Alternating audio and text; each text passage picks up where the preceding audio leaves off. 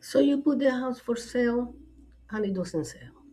And it sits on the market for weeks, for months.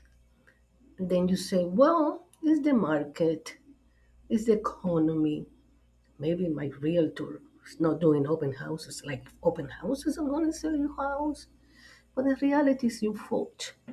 Because if you put a house for sale and the realtor doesn't get a call, he doesn't get a phone call, the problem is the price.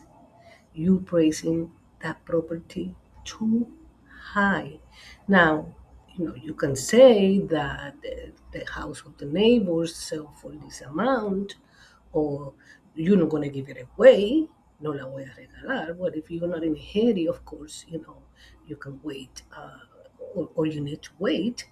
But if you need to sell, then you have to price it right. Now, the neighbor sold the house for whatever price he sold it, right? And you comparing your house to the neighbor's house, when in real estate, not two properties are the same. Okay, and the only way for you to know the value of your property is, when you call a bank and do an appraisal. But that doesn't mean anything either. That only means what the bank is willing to pay for the house. But in reality, you know who put the market value? You know what the market value is? You know what it means? What it means is what a buyer is willing to pay.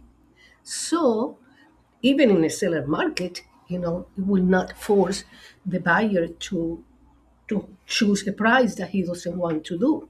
So that house in the neighborhood has something that the buyer needed or wanted that make him pay for whatever price he pay. So the buyer is looking for something in particular, and that makes the decision in him to choose how much to buy in which property. Now, the price should be a negotiation. Is with your buyer and the seller had to negotiate terms. That mean that you can negotiate, closing costs. You can negotiate, you should negotiate the price. And if you are not willing to do that, then the house is going to sit, because you have an emotion in this property. You bought it for the price, and now in your heart, this house value has this price, and you cannot connect your emotions, with business. When you bought it for the same reason. You liked the house, you wanted that house, and you thought that it was a great deal for what you wanted.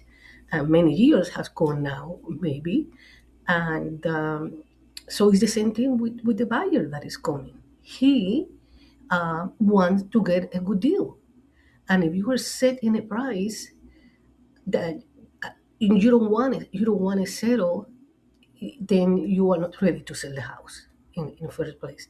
Now, the second reason is the house itself. Okay, so you don't get any phone calls.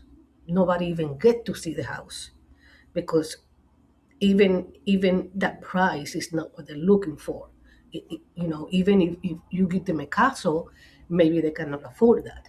So now you're getting phone calls. You reduce the price at something that make you happy, and make the phone ring. So now people are coming to view your house, and now you don't get offers, not even a lower office, nobody, not even a low ball, nothing.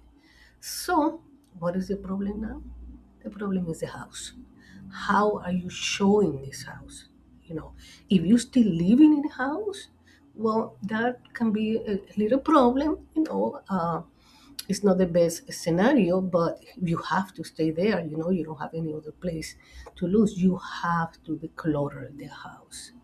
you know Somebody go and see the house at 5 o'clock, you cooking, the smell of fried bacon or curry whatever you're cooking is there is going to set them away.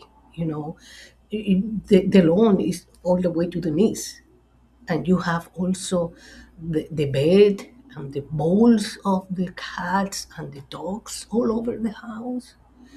And then what is what you have pictures of all of the memories of the house. That person, that buyer cannot see himself there because you are in there. Your memories, the trophies of your kids, the Jesus love me, or, or any political imagine or image, or you know you have to do make this house naked as much as possible and as hard as that is.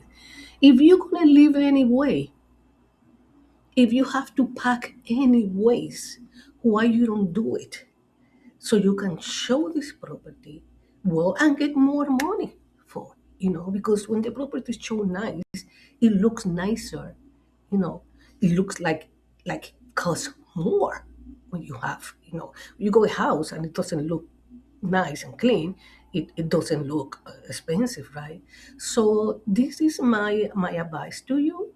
um, Detach yourself from the sale. Let the realtor negotiate. Let the realtor guide you, because at the end of the day, we get the feedback from people. When we go and show the house, they tell you no because of this and that and this. You know, and we are in the middle. We are not emotionally attached, and it's very hard. It's maybe the house that your first house, or the house that you see your kids growing up, but don't let it sit and